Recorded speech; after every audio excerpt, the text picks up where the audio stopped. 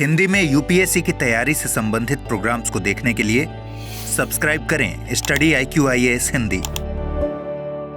नमस्कार दोस्तों, study IQ IAS Hindi में आप सभी लोगों का बहुत बहुत स्वागत है। मेरा नाम है मनीष श्रीवास्तव और आज हम डिस्कस करेंगे स्पेस टेक्नोलॉजी से रिलेटेड एक अपडेट के बारे में। नासा, जो कि अमेरिका की एक स्पेस एजेंसी है, उसके द्वारा कुछ एस्ट्रोनॉट्स में दो लोग हैं इसमें, एक सुनीता विलियम्स है और बुच विल्मोर है। तो सुनीता विलियम्स ने यहाँ पर इतिहास रच दिया। ये भारतीय मूल की हैं, तीसरी बार ये अंतरिक्ष की यात्रा पर जा रही हैं, इंटरनेशनल स्पेस स्टेशन जो पृथ्वी से 400 किलोमीटर ऊपर है। और इसको जो भेजा गया है वो बोइंग नाम की कंपनी के स्टार लाइनर से भेजा गया है, जो 25 घंटे की यात्रा करेगा। क्या है ये प्रोजेक्ट, किस लिए ये बड़ा ही महत्वपूर्ण बताया जा रहा है? तो बहुत सारी ऐसी अपडेट्स हैं जो स्पेस टेक्नोलॉजी से रिलेटेड आपको पता होनी चाहिए। तो ये आपके जीएस पेपर 3 से जुड़ा हुआ काफी इंपॉर्टेंट टॉपिक है, तो बहुत अच्छे से आपको बहुत सारी नई इंफॉर्मेशन पता चलेंगी। तो ध्यान से लेक्चर को आखिरी तक देखेंगे। तो शुरुआत करते हैं। यहाँ पे हमने एक आर्टिकल की चर्चा हम करेंगे जिसमें बताया गया है कि Boeing launches NASA astronauts for the first time after years of delay. यानी ये नासा का जो प्रोजेक्ट है, नासा खुद में क्या है, एक स्पेस एजेंसी है। अब नासा का जो प्रोजेक्ट लॉन्च कर रही है वो कौन सी कंपनी है? बोइंग कंपनी है। क्या बोइंग ऐसा करती थी पहले? तो नहीं, ये बोइंग का भी पहला प्रोजेक्ट है। बोइंग को ऑर्डर दिया था नासा ने, ऐसा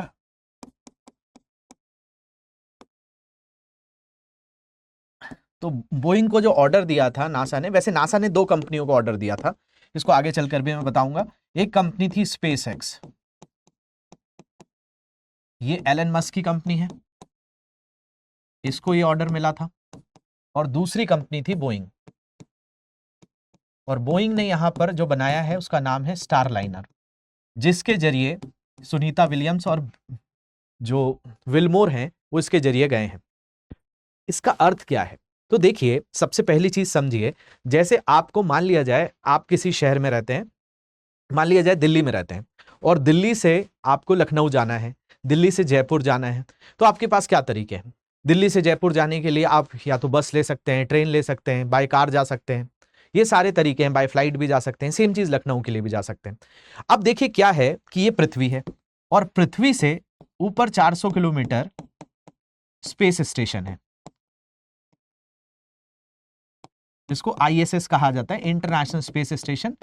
इंटरनेशनल इसलिए है क्योंकि कई सारी स्पेस एजेंसियों ने मिलकर बनाया है। यूरोपियन यूनियन की स्पेस एजेंसी ESA का इसमें रोल है, नासा का इसमें रोल है, कनाडा का इसमें रोल है, जाक्सा का इसमें रोल है।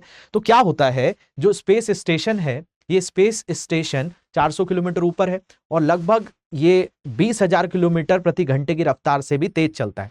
यहाँ पे कोई ना कोई बना रहता है, तो यहाँ पर लोगों को भेजना होता है, और यहाँ पर भेजने के लिए आपको कोई ना कोई वाहन चाहिए। जैसे आपको दिल्ली से लखनऊ जाना है तो आपने गाड़ी का इस्तेमाल कर लिया या प्लेन का इस्तेमाल कर लिया, तो ऐसी पृथ्वी से स्पेस स्टेशन जाने के लिए कोई ना कोई वाहन होना चाहिए। तो यही वाहन के लिए नासा ने दो कंपनियों को 2014 में कॉन्ट्रैक्ट दिया कि आप हमारे लिए ऐसा वाहन बनाओ कि जो इंटरनेशनल स्पेस स्टेशन पर जाए और वहां पर जाने के बाद वापस से पृथ्वी पर लेकर आ जाए। अब 2014 में जब ये प्रोजेक्ट दिया गया तो स्पेस एक्स ने ये टाइमलाइन से पहले कंप्लीट किया, यानी 2014 में ऑर्डर दिया गया और 2020 में इन्होंने कंप्लीट कर दिया। लेकिन बोइंग का प्रोजेक्ट कंप्लीट नहीं हो पाया। बोइंग अब इसके 4 साल बाद यानी 2024 में जाकर इस स्टार लाइनर को बना पाया है। तो इसलिए बोइंग का ये पहला प्रोजेक्ट है जिसमें 2 एस्ट्रोनॉट्स हैं नासा के, जो इसमें बैठेंगे और कहां जाएंगे, तो स्पेस स्टेशन पर जाएंगे और वहां सप्ताह भर रहेंगे। तो इसको जो लॉन्च कर दिया गया है वो 5 जून को किया गया है। 5 जून को भारतीय समय अनुसार इसको लॉन्च किया गया है, रात के 8:22 पर। इसको लगभग 25 घंटे लगने हैं, तो 6 जून को ये पहुंच जाएगा रात के लगभग 9:45 के आसपास। तो 25 घंटे का ये प्रोजेक्ट है। तो इसके बारे में भी मैं आपको समझाऊंगा कि हुआ क्या था शुरुआती दौर पर, ये स्टार लाइनर क्या है, इसमें क्या क्या महत्वपूर्ण चीजें हैं जो आपको पता होनी चाहिए। तो समझते हैं, चलिए। तो यहां पर इस आर्टिकल की एक बार हेडलाइन को फिर से हम गो थ्रू कर लेते हैं। इसमें कहा गया है कि Boeing launches NASA astronauts for the first time after years of delay. ये जो प्रोजेक्ट था ये 3 बार डिले हुआ। क्यों डिले हुआ, इसके बारे में भी चर्चा करेंगे। दूसरा, Boeing launch astronaut for the first time belatedly, यानी देरी हुई है इसमें, joining SpaceX as a second taxi service for NASA. तो यहां पर एक नाम लिया गया है कि टैक्सी सर्विस है। जैसा मैंने आपको बताया, ये एक तरह की टैक्सी सर्विस ही है जिसमें यहाँ के एस्ट्रोनॉट को वो ले लाना और वापस से, मतलब एक बार स्पेस स्टेशन पर ले जाना और वहां से वापस से पृथ्वी पर लाना, इसका काम करेंगे। तो अभी ये दो कंपनियां, अगर ये मिशन सफल रहा तो बोइंग भी नासा के बेड़े में शामिल हो जाएगी। और उसके पास दो तरह के ऐसे हो जाएंगे, एक ड्रैगन नाम का एलन मस्क की कंपनी का है और दूसरा स्टारलाइनर है।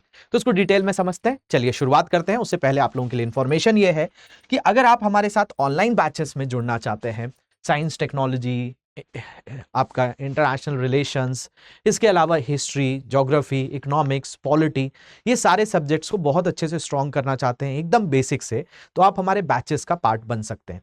ऑनलाइन बैचेस स्टार्ट होने वाले हैं 10 जून से शाम 6 बजे। इसकी फीस जो है 27,999 है अगर आप कोड यूज करेंगे मनीष लाइव। इस कोर्स में आपको लाइव क्लासेस तो मिलती ही हैं, जिसमें मैं साइंस एंड टेक्नोलॉजी आप लोगों को पढ़ाता हूं।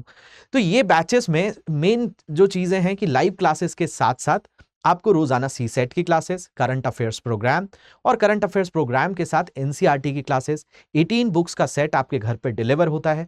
इसमें चरणबद्ध तरीके से आपको तैयारी कराई जाती है। पहले फाउंडेशन की तैयारी होगी, जब प्रीलिम्स का नजदीक आएगा तो उस समय आपके लिए success in prelims program launch होगा। और जैसे ही आपका प्रीलिम्स का रिजल्ट आता है और प्रीलिम्स रिजल्ट क्लियर होने पर आपको दिल्ली बुलाया जाएगा इस कोर्स में। दिल्ली कैंपस में आपको रहना होगा, मेंस की तैयारी होगी यहाँ पर, इंटरव्यू गाइडेंस प्रोग्राम, ये सारी चीजें इस बैच में आपको मिलती हैं। तो इसकी प्रॉपर वैलिडिटी है। ये ऑनलाइन बैच बहुत ही मिनिमम प्राइस में है, 27,999। इसमें ये सारे फीचर्स आपको मिलते हैं। इसमें क्रक्स, हैंड रिटन नोट्स, इसके अलावा मेंटोर, ये सारी फैसिलिटीज भी मिलती हैं। बीच बीच में ग्रुप डिस्कशन सेशन, मंथन सेशन भी मिलते हैं।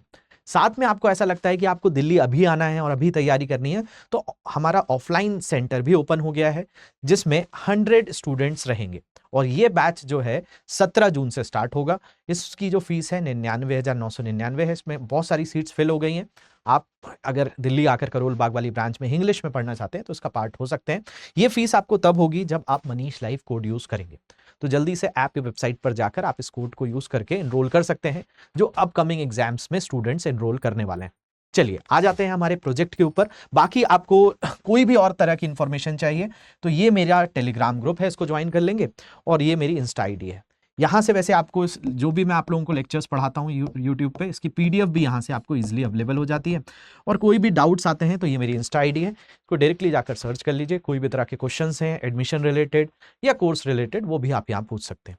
चलिए हम आते हैं हमारे टॉपिक पर। अब टॉपिक ये कह रहा है कि भाई सुनीता विलियम्स जो एक भारतीय मूल की महिला है, अब इनके पास नागरिकता अमेरिका की है और इन्होंने एक इतिहास रचा है। अभी देखिए, आप लोगों ने सुना होगा कि भारत जो है प्रयास कर रहा है अंतरिक्ष में लोगों को भेजने के लिए। उसमें जो प्रोजेक्ट है वो कौन सा है? गगनयान है। अब गगनयान से हम क्या कर रहे हैं? हम अंतरिक्ष में मानव को भेजेंगे। लेकिन अगर हम बात करें सुनीता विलियम्स की, ये 3 बार स्पेस में जा चुकी हैं, ये तीसरी बार गई हैं। अभी हम यहां पर पहली बार इंसानों को भेजने वाले हैं और ये 3 बार ऑलरेडी कंप्लीट कर चुकी हैं। मतलब ऑलरेडी ये जो मिशन है वो जा चुका है, तो 3 बार स्पेस में जाने वाली हैं। और अगर ये 7 दिन वहां रहेंगी और ये मिशन सफल हुआ तो इसमें नासा के लिए भी एक उपलब्धि है कि नासा के साथ क्या होगा। नासा के पास 2 तरह के स्पेस, इंटरनेशनल स्पेस स्टेशन में ले जाने के लिए, आईएसएस में लाने और ले जाने के लिए, पृथ्वी से आईएसएस पे जाना और आईएसएस से पृथ्वी पर आने पर 2 तरह के वाहन हो जाएंगे, 2 कंपनियों के, एक स्पेस एक्स का और एक जो है बोइंग कंपनी का। तो ये पहली बार बोइंग ने यहां पर ये सर्विस दी है जिसमें स्टारलाइनर बनाया हुआ है। थोड़ी सी पहले मैं आपको सुनीता विलियम्स जी के बारे में थोड़ा सा बता देता हूं। इनका जो जन्म था वो हुआ था 19 सितंबर 1965 में। ये जो है बोइंग मिशन की पायलट है इसमें, तो यही ये मिशन में पूरा का पूरा ऑपरेट करने वाली है। इनके साथ बुच विलमोर भी है, लेकिन प्रमुख तौर पर ये है। इनके पास एक्सपीरियंस भी ज़्यादा है स्पेस में रहने का और ऑलरेडी ये 2 मिशंस में जा चुकी हैं। इनके पास बहुत सारी और भी उपलब्धियां हैं, उनके बारे में भी चर्चा करेंगे। इनका जन्म 19 सितंबर 1965 का हुआ। इनके माता पिता अमेरिका में ओहियो में डॉक्टर दीपक और बोनी पंड्या के घर इनका जन्म हुआ था। इनका एजुकेशन की बात करें तो 1987 में फिजिकल साइंस में इन्होंने बैचलर ऑफ साइंस किया। इसके अलावा 1995 में इंजीनियरिंग मैनेजमेंट में मास्टर ऑफ साइंस किया था, MSc किया था। एक्सपीरियंस की बात करें तो 1988 में नासा के एस्ट्रोनॉट और यूएस नेवी की ये रिटायर्ड कैप्टन है।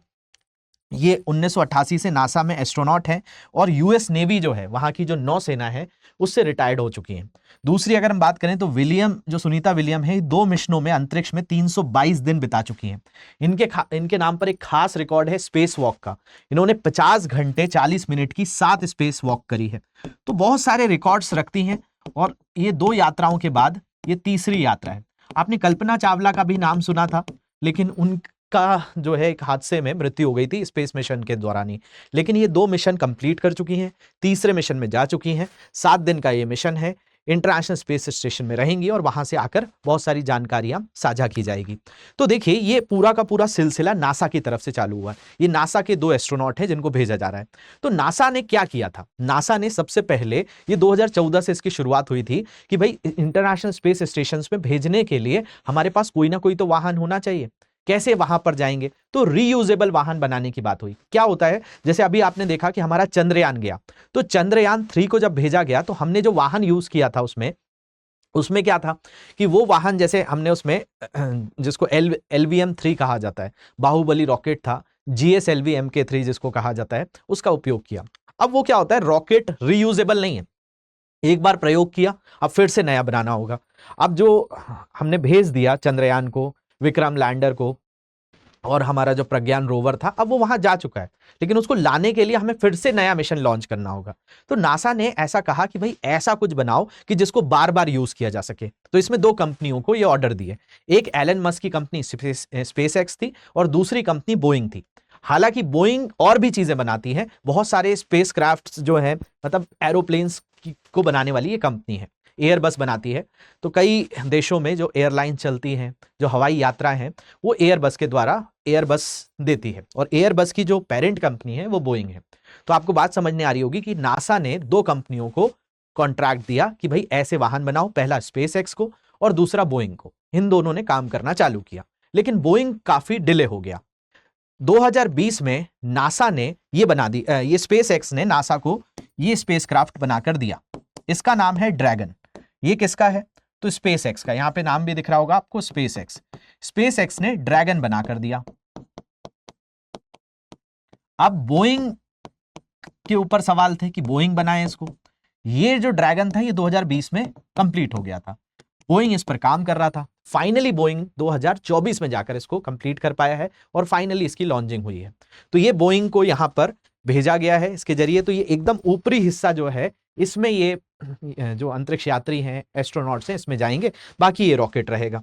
तो यहां पर इसको स्टार लाइनर इसका नाम है, बोइंग नाम की कंपनी ने इसको बनाया है। इसी में बैठकर ये गए हैं, 25 घंटे में वहां पहुंचेंगे और फिर वापस से कहां आ जाएंगे? पृथ्वी पर आएंगे 1 सप्ताह के बाद। और अगर ऐसा हुआ तो नासा के पास 2 तरह के स्पेसक्राफ्ट हो जाएंगे।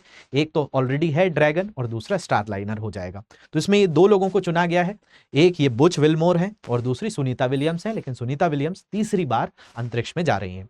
तो सुनीता विलियम्स ने यहाँ पर इतिहास रच दिया है, क्योंकि अभी कई ऐसे देश हैं जो स्पेस में जाने की सोच भी नहीं पा रहे हैं। हम भारत के इसरो की बात करें तो इसरो अभी तक नहीं, जैसे हमारे आप राकेश शर्मा जी के बारे में सुनेंगे तो राकेश शर्मा जी रूस की मदद से गए थे, लेकिन भारत का कोई ऐसा प्रोजेक्ट नहीं हुआ जिसमें भारत ने किसी को अंतरिक्ष में भेजा हो। तो अभी हम गगनयान पर प्रयास कर रहे हैं और Sunita Williams already 2 mission complete कर चुकी थी, तीसरे में जा रही हैं। तो ये भारतीय मूल की अंतरिक्ष यात्री हैं जिनका नाम क्या है? सुनीता विलियम्स ने तीसरी बार अंतरिक्ष के लिए उड़ान भरी है और वो बोइंग के CST-100 स्टार लाइनर अंतरिक्ष यान में, अंतर्राष्ट्रीय स्पेस स्टेशन जिसको इंटरनेशनल स्पेस स्टेशन ISS कहा जाता है, उड़ान भरने वाली पहली सदस्य बन गई है। तो इसमें ये पहली बारी तो बनाया है बोइंग ने, तो इसलिए पहली सदस्य है और साथ ही इस तरह के मिशन पर जाने वाली पहली महिला भी है। तो इसमें फीमेल भी ये पहली हो जाती हैं जो इस तरह के प्रोजेक्ट पर जा रही हैं। विलियम और बुच विल्मोर को लेकर बोइंग का crew flight test mission Florida के Cape Canaveral Space Force Station से रवाना हुआ। तो ये कब रवाना हुआ? तो 5 जून को भारतीय समय के अनुसार रात के 8 साढ़े 8 बजे लगभग ये समय बताया गया है और इसको 25 घंटे लगने हैं। तो अगले दिन ये 6 जून को शाम तक पहुंच जाएगा। तो इसकी पुष्टि फिर नासा करेगा। इसके अलावा अगर हम बात करें, ये तीसरी बार में सफलता मिली इसको। ये बोइंग जो था ऑलरेडी 2014 में दिया, 2024 में बना, लेकिन ये 3 बार इसमें ये मिशन डिले हुआ। पहली बार क्या हुआ, 7 मई को, इसी साल 7 मई को सुबह 8:04 पर जो है फ्लोरिडा के Cape Canaveral Space Force Station से इसको लॉन्च किया गया था। लेकिन जो यूएलए था, जो रॉकेट था इसका एटलस 5 रॉकेट, उसमें सेकेंड स्टेज में ऑक्सीजन रिलीफ वाल्व में समस्या मिली, तो उसको फिर अबॉर्ट कर दिया, इसको कैंसिल कर दिया। फिर दूसरी बार इसको लॉन्च किया और ऐसे में टीम ने मिशन लॉन्च से 2 घंटे पहले टालने का फैसला लिया। दूसरी बार इसे 1 जून को लॉन्च करने की कोशिश की गई थी, लेकिन ग्राउंड लॉन्च सीक्वेंस के लिफ्ट ऑफ में 3 मिनट 50 सेकंड पहले काउंटडाउन क्लॉक का ऑटोमेटिक होल्ड कर दिया गया। तो इसमें भी क्या हुआ, एक टेक्निकल ग्लिच आ गया। तो पहली बार 7 मई को ट्राई किया गया, दूसरी बार 1 जून को ट्राई किया गया, दोनों विफल रहे, और तीसरी बार अब फाइनली जाकर 5 जून को इसको भेज दिया गया। तो तीसरी बार में सफलता मिली है बोइंग स्टारलाइनर की।